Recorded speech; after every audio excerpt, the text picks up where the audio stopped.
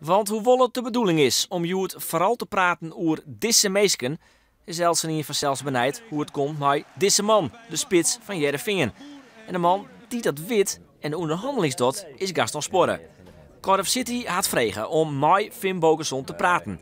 Heerenveen had toestemming doen, maar opvallend is wel dat Cardiff City nog altijd geen contactopname had met Finn Bogason.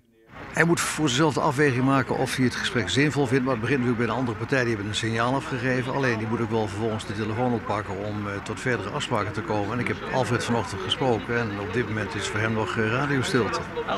Hij heeft zelf nog niks gehoord van Cardiff City dan? Nee, ik denk dat Alfred een heel beleefde jongen is. Die gaat zelf niet bellen of de deur kloppen. Die wacht even af wat daar van actie vandaan komt. Het lijkt me het meest verstandige. En los daarvan zijn wij met Alfred ook in gesprek om te kijken of hij kan worden behouden voor Heerenveen. Nog geen witte reek dus, alweer er vol een vorm van opluchting te vielen van een midi in het Abelensstadion. En dat komt omdat deze 8 man presenteerd waren, toch Lense Koopmans en Jos Vaassen, de man die Jedder het onderzoeksrapport maken ha. Dit binnen dan de naaie man. Marcel Allema van supportersvereniging Veenfen, Riekes de Vries van Actie 60, Arjen Kuyt van supportersvereniging Nieuw-Noord, oud-voetballer René Groen, Arriva-directeur Anne Hettinga en Marco van Beek, Nuttevisser en Jeep Dijkstra en die bent van de zakenclub OSSH. Martin de Jong ontbreekt nog in deze list. De vrijwilligerscoördinator is mooi vakantie. En de 10e man moet er ook nog bij komen. Dat wordt dan de vastzitter. Maar die moet nog kiezen worden toch dit nije bestuur.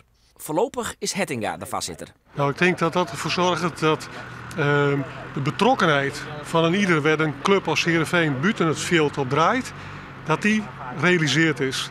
En dat de mensen die daar nu de vertegenwoordigers binnen van die groeperingen, door de sponsors, de vrijwilligers en de supporters, bestuurlijk terug te vinden binnen.